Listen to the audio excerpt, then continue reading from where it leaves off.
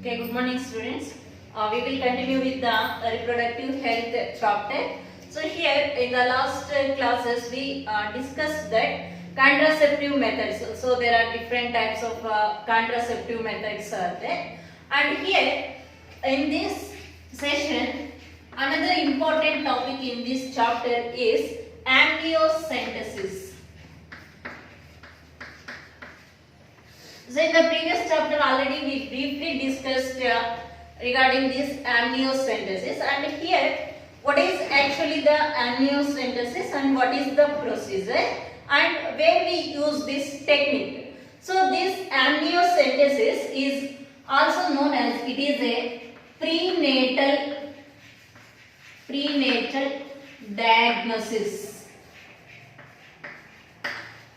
Prenatal diagnosis. So here amniocentesis, prenatal diagnosis. What is meant by prenatal diagnosis? Means before birth or before delivery of the baby, at the earlier stages when it is in the uterus, then we diagnosis. So just to check the position and condition of the fetus. So that is known as prenatal diagnosis, and the process is known as amniocentesis.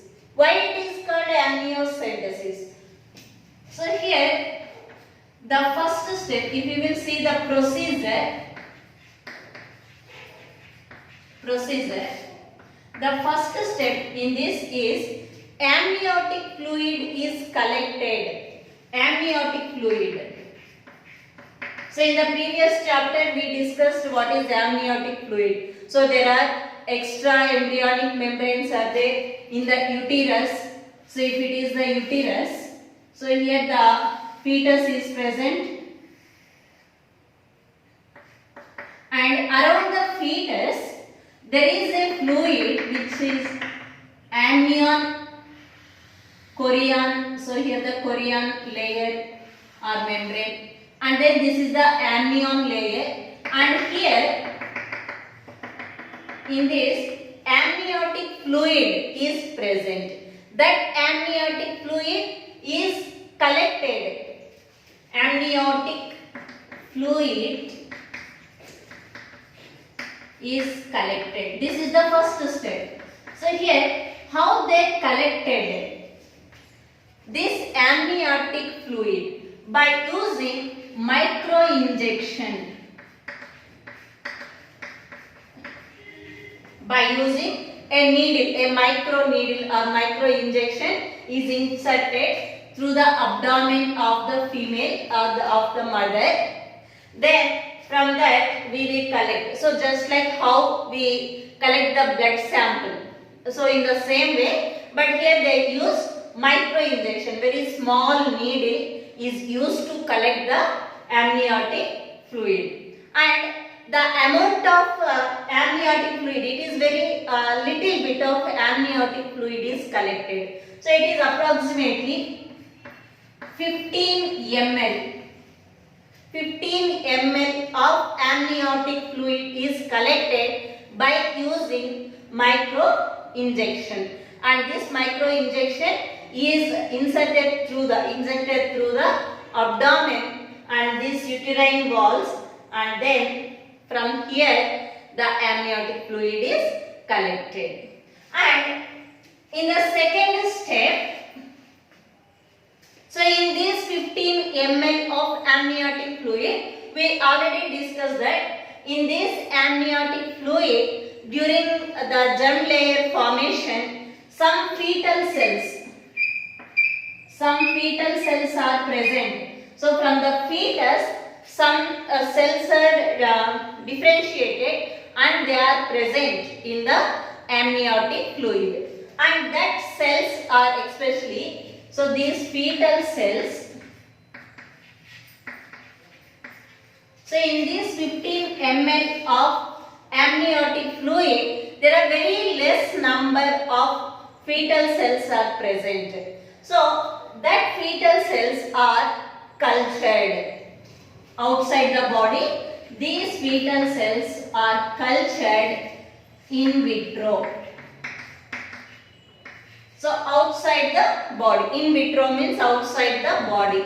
So outside the body, these fetal cells are taken out and they collected from the amniotic fluid and they cultured, because for this diagnosis we require more number of cells. So then only we can get accurate results from this technique. So in the second step, the fetal cells are to be cultured. And in the third step,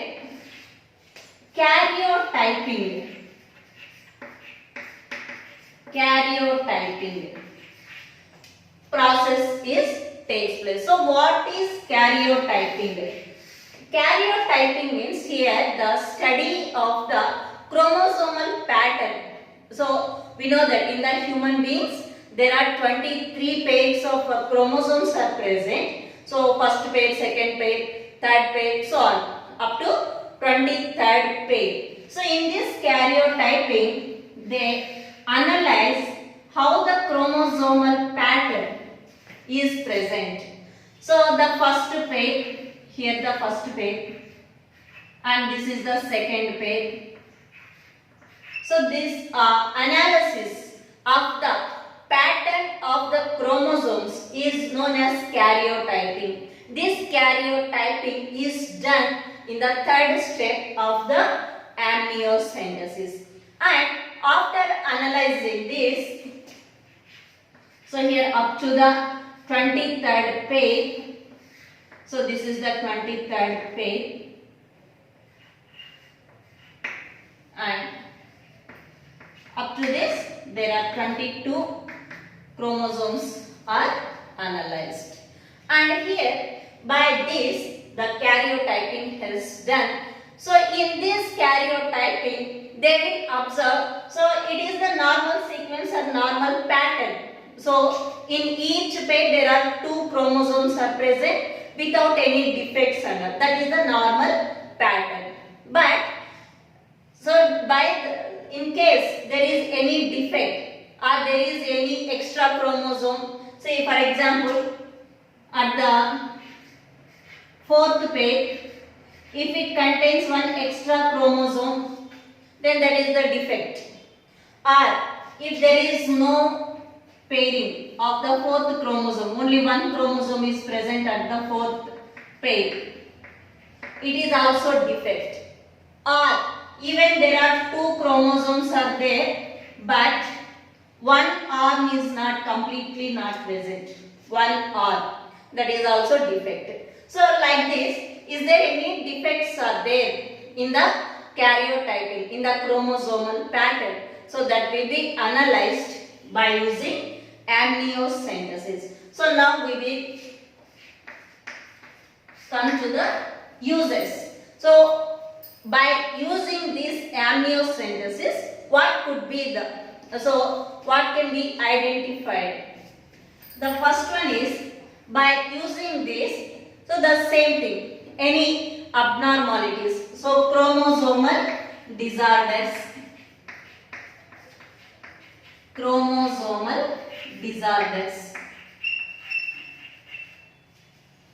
If is there any disorders in the chromosomal or any abnormality, so generally it is known as abnormalities in the chromosomal pattern, that we can understand. So here I will give the 3 examples for this. The first example is, if the 21st pair, see the 21st pair, here it is. So in the pair, actually in the normal cases there are only 2 chromosomes are present. So this is the 21st pair. And in this case, if extra chromosome is present, then that is the chromosomal abnormality. So generally it occurs in the human beings. So it is known as Down syndrome. So in the next chapter we will come in detail about all these disorders. So just brief examples I am giving here. So Down syndrome. So how this Down syndrome Occurs means at the 21st pair there is an extra chromosome, and this is known as 21 trisomy.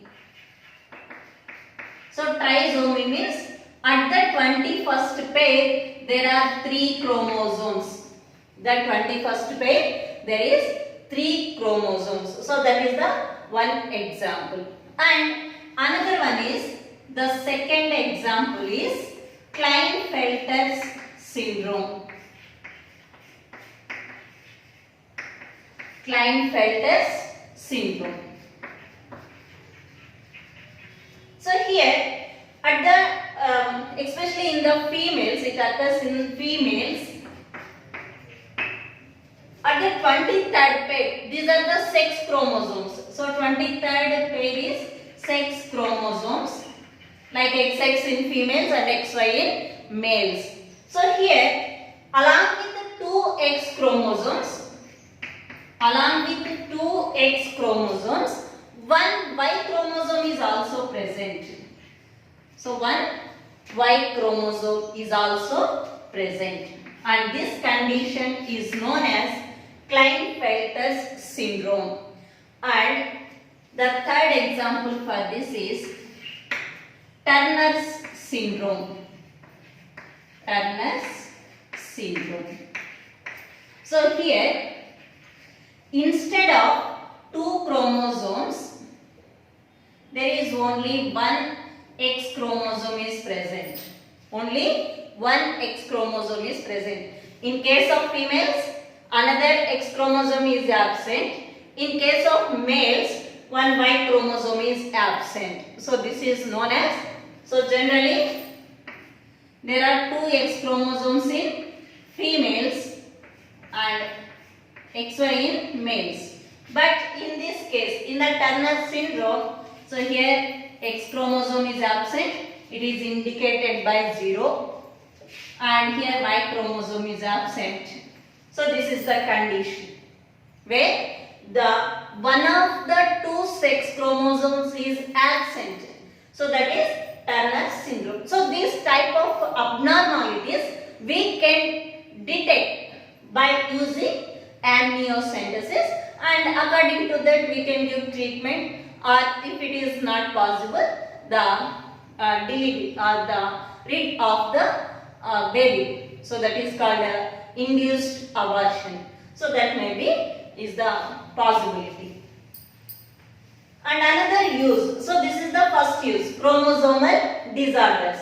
And another use of this amniocentesis is sex determination.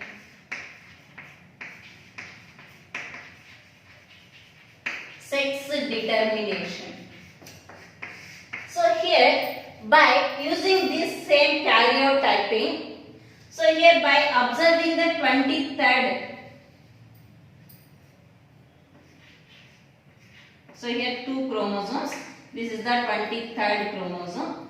By observing this 23rd chromosome, that is sex chromosome, here we can determine the sex of the baby, sex of the fetus, either it is male or it is female. So here, by observing that 23rd pair of chromosomes, if there is 2 X chromosomes, there are 2 X chromosomes, then the baby is female fetus.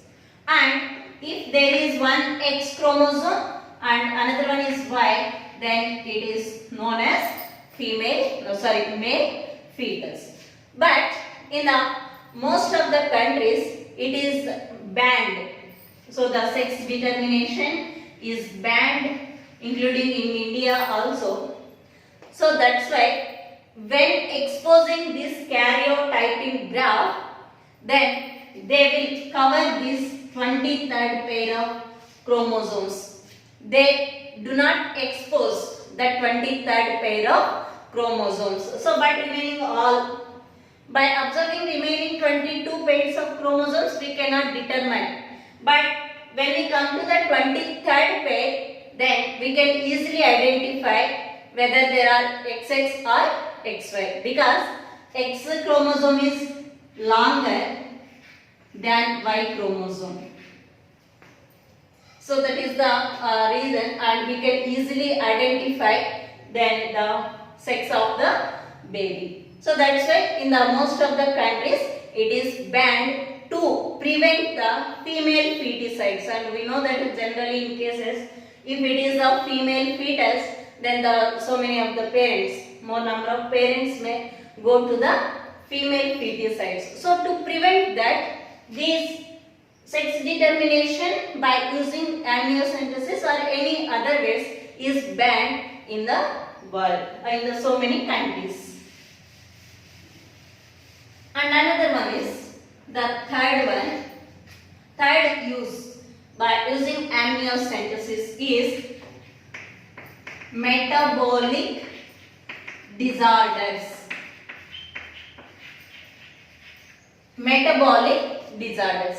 And we know that these metabolic disorders, especially in the synthesis of or in the production of enzymes, the chromosomes also responsible. For example, here one disorder is there known as phenylketonuria. So here in this case, due to the absence of one chromosome or due to absence of some genes in that particular chromosome, the enzyme which is known as phenylalanine is not produced. So that's why this by this way we can easily identify these metabolic disorders also. So these are the uses by using amniocentesis. We can detect, one is chromosomal abnormalities, then sex determination and metabolic disorders. And here we will discuss one more important thing in this case, MTP.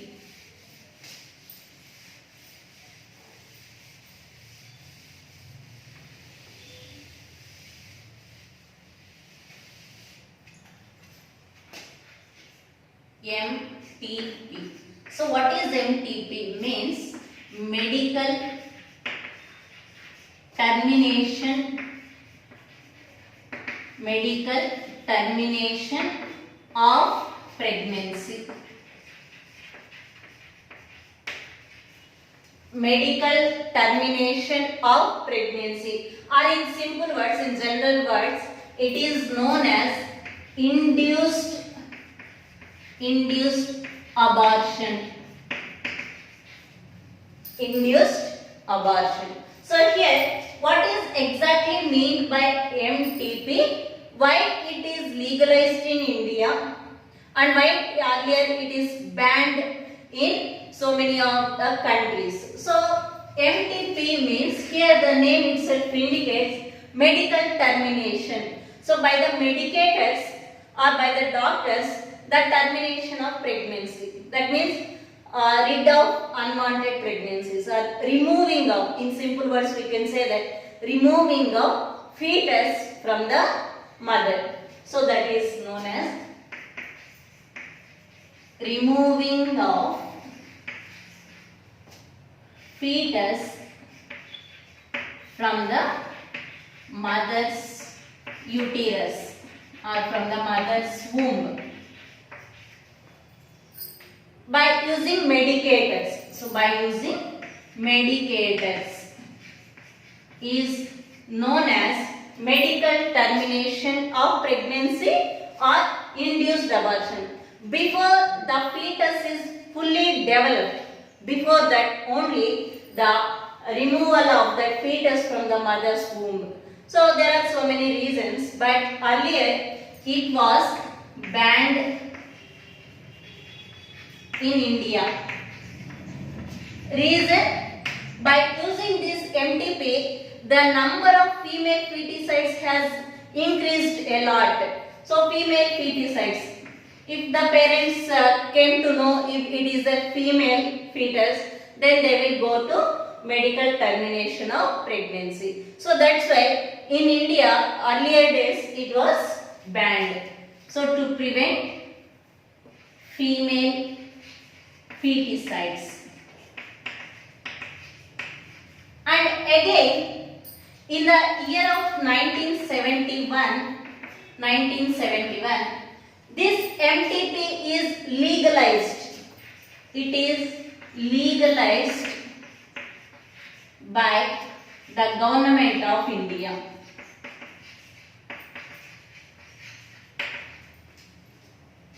So with so many restrictions and so many consequences, then again this MTP is legalized by the government of India. So why it is legalized? Reason, this is the only way to prevent genetical disorders.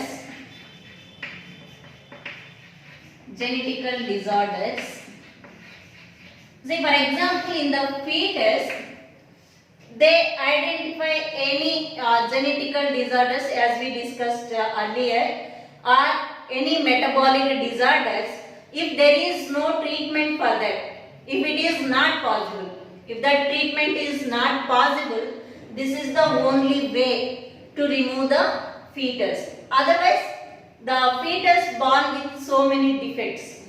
So instead of that, it is better to remove that fetus, or it is better to go for induced abortion. But the people are misusing this facility to the female feticides. So that's why the government of India has released or legalized this MTP in the year of 1971 with so many restrictions. That restrictions are, one is, if non-curable genetical disorders, if there is no chance to give any treatment for the defects, so then they will go for MTP. They can go for MTPs. And if any metabolic disorders,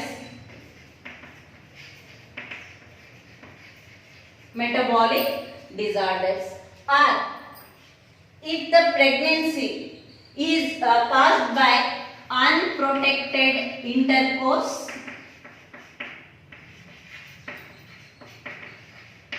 in case of some STDs, in some case of, say for example, if mother is with HIV positive, so in that cases automatically that HIV virus spread to the fetus also. So in that cases this MTP is done.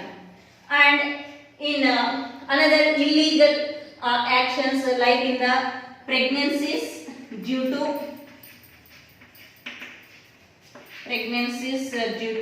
rape cases. In these cases, so there is only the way where the fetus is removed from the mother. So that is medical termination of pregnancy. So for these reasons, the India has legalized this MTP in 1971. But with highly restricted, there should not be the female feticides. The female feticide should not be done by using any type of induced abortions, any type of MTPs. So even by the parents themselves or by the doctors, so it is highly restricted to prevent the female feticides.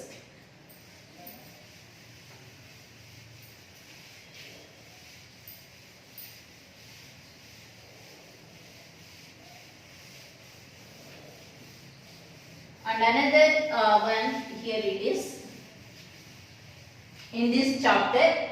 So two more important topics are there. One is infertility.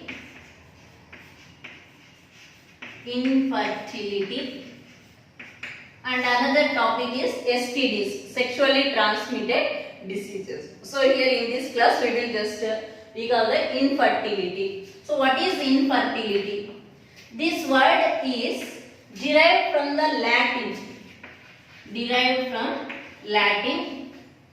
In means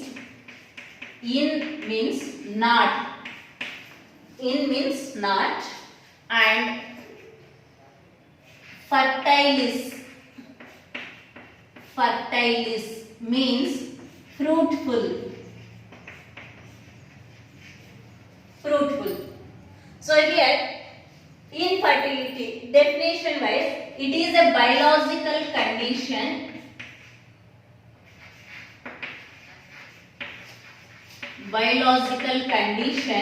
in which the couples do not get or do not reproduce their offspring. They cannot reproduce. So this is a biological condition. There are so many reasons, both in infertility is maybe done in males as well as in females or in both. So here the reasons, especially in males, the reasons. There are so many reasons in males as well as in females why the couples cannot get the babies, or they may not lead to the pregnancy. So there are reasons. Here the reasons in males is, one is oligospermy. Oligospermy means the sperm count is very less than the normal. So here less sperm count. So in the last chapter we discussed that what is the normal count per ejaculation. So it is in the normal cases 200 to 300 millions per ejaculation. If it is less than this, so it is very less than this 200 to 300 million sperms in the semen, then these sperms do not fertilize an ovum, and that condition is known as oligospermy, less number of sperms. And in the second case, azoospermia. Azoospermia means the sperm motility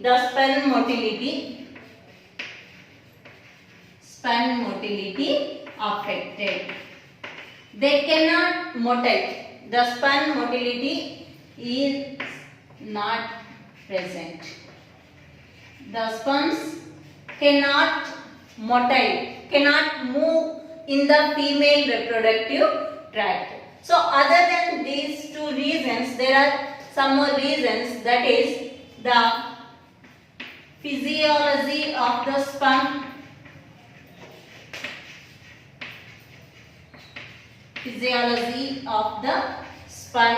So that means we know that when it enters into the female reproductive tract, this sperm undergoes so many physiological reactions. If that reactions do not occur, that sperm cannot undergo capacitation. So then if there is no capacitation, no fertilization takes place. And these are the reasons in males. And in females also, there are some reasons in females. One is ovulation does not occur. It is known as aovulation. There is no ovum is produced. And another reason, if ovum is produced or secondary oocyte is produced, but fimbriae do not collect it. Fimbriae is not suitable to collect that ovum. If there is any problems in fallopian tubule, or fimbriae do not collect that secondary oocyte, or this oocyte surrounds in or surrounded by follicles. there is no rupturing of follicles takes place. And along with this, if uterus is not suitable, uterus is unfit for implantation,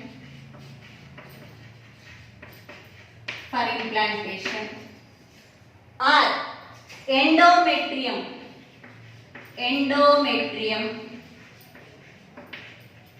is not so strong for the implantation of the fetus. So these are the reasons in females. And along with this, there is stress, hormonal imbalance,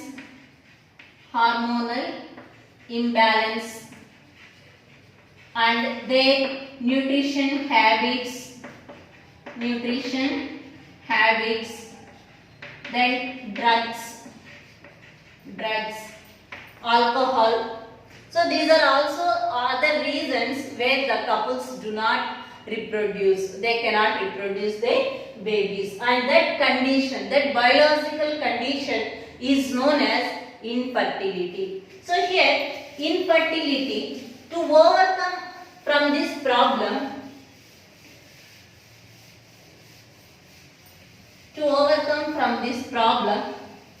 if the couples are ready with it, in some cases even these technologies also they cannot do anything, but there are some chances by artificially or by using some technologies they can reproduce their offspring, and those are known as ARTs. Means assisted reproductive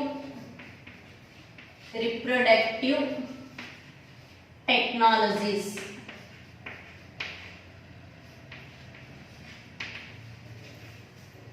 ARTs means assisted reproductive technology. So by using technological ways, the couples may conceive or they may reproduce their babies. And here in this, generally we will talk about one is test tube baby.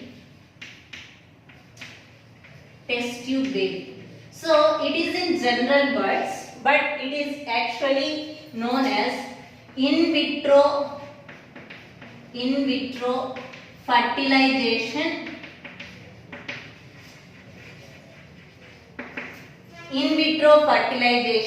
and embryo transfer.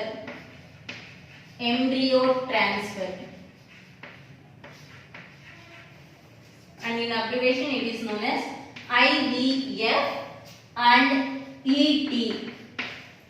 In vitro fertilization and embryo transfer. So here in this procedure, what they will do, the first step is they will collect the gametes. They collect the gametes from both male and female partners. Means from mother they will collect ovum, and from the father, so here these are known as donors, and from the father they will collect the sperm. So first, in the first step, they collect the gametes. So here egg is collected from the mother, and the sperm is collected from the father or from the male donor. And in the second step, the egg is fertilized.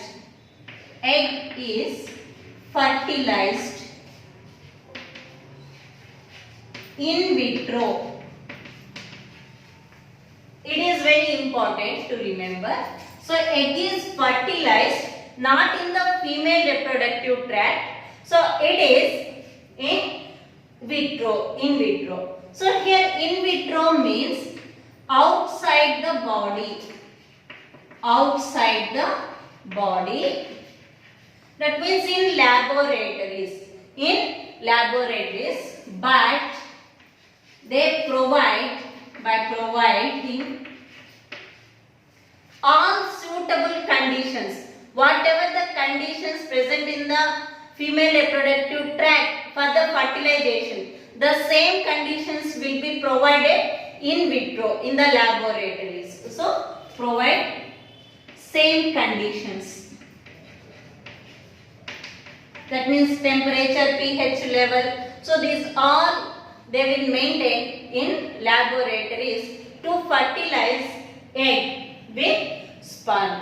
And once the fertilization takes place, then zygote is formed. Zygote is formed. So zygote undergoes the divisions. So here by inducing, they will maintain such conditions.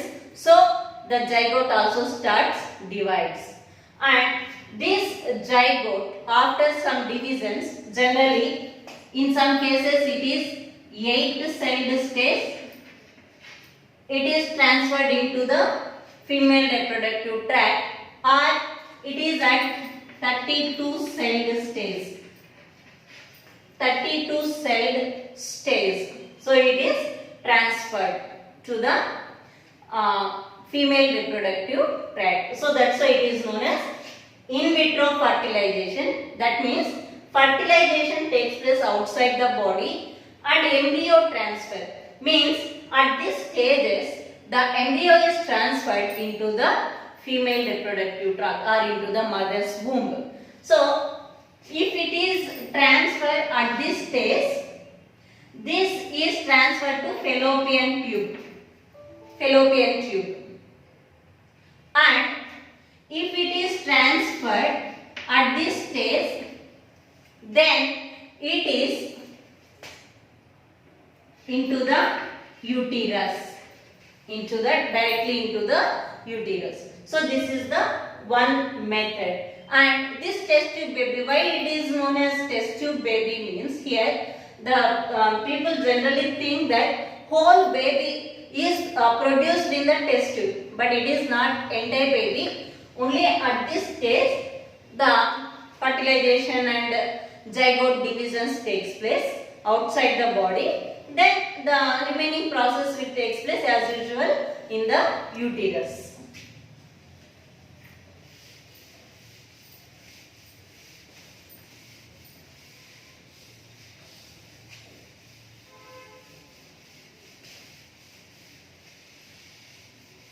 And the second method in this is GIFT, gift, means gamete intrafallopian tube.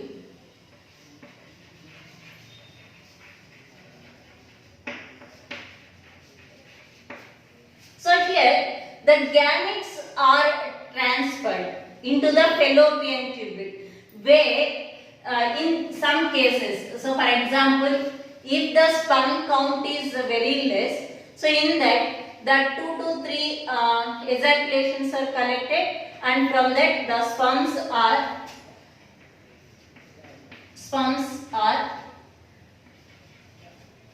transferred into the fallopian tube directly. Or ovum, if embryo cannot collect the ovum, it fails to collect the ovum, and that ovum is collected and it is transferred. Ovum is transferred into fallopian tube, and this process is known as GIFT. So here the fallopian tubule works properly, but embryo may not collect the ovum. In such cases, the GIFT is used. And another technique is GIFT, GIFT. So here zygote intrafallopian tubule.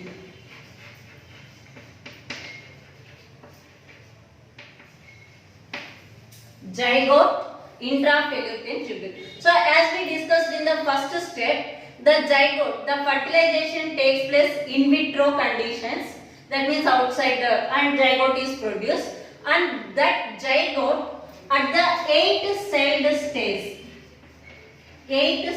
stage, this is transferred to fallopian tubule. So, where the fertilization do not takes place in the fallopian tubule in the normal conditions, and in such cases fertilization only takes place outside the body, then the zygote, so especially at the 18th celled stage, then it is transferred into fallopian tubule.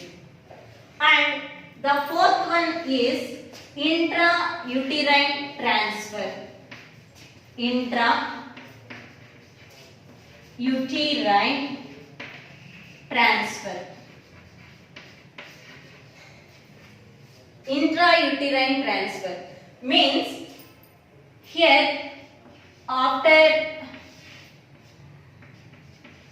fertilization takes place outside the body, then even if the fallopian tubule is not in proper condition, not in normal condition, then directly that zygote is transferred to the uterus, not directly to the uterus. So here at the 32 celled stage, then this zygote is transferred to the uterus. And before transferring this stage into the uterus, mother is also injected with some hormones, because it should be ready with the uterus, with the hormones and with the condition like endometrium should be strong and endometrium has to receive the uterus. So in all these things it should be ready with the hormones. So that's why the mother is injected with hormonal injections. Then after that this stage zygote is transferred to uterus. And one more method in this is fifth one, artificial insemination. It is known as artificial insemination. So it is also in the conditions where the sperm count is very less. Then in that cases the semen is injected into the female reproductive tract artificially. So here the natural coitus does not take place, and due to natural coitus the semen do not enter into the female reproductive tract because the sperm count is very less. In such cases the semen which is collected from the father or which is collected from the male donor, it is inseminated artificially. So by using injections, this insemination especially injected into the vagina of the female. So that is artificial insemination. And another one is intracytoplasmic sperm injection.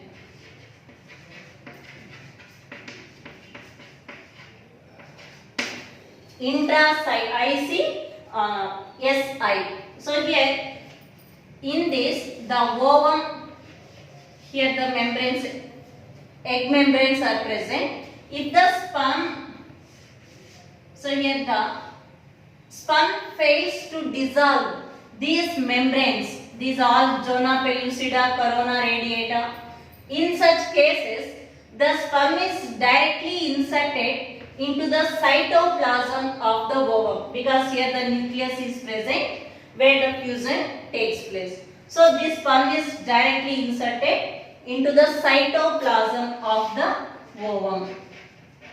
So in this technique is known as intracytoplasmic sperm injection. So these are the different methods where the couples are looking for the children, but they are in infertility conditions.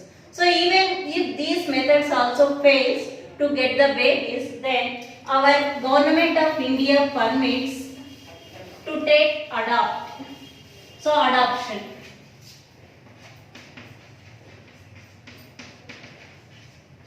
So So by using these technologies also, if one cannot get the children or cannot get the kids, our law, Indian law permits to take the adoption of the children, those who are in the poor family or those who are not having parenthood. So these may be take adopted. So this is about the infertility. In the next class we will discuss with the STDs. So that is the last topic in this chapter.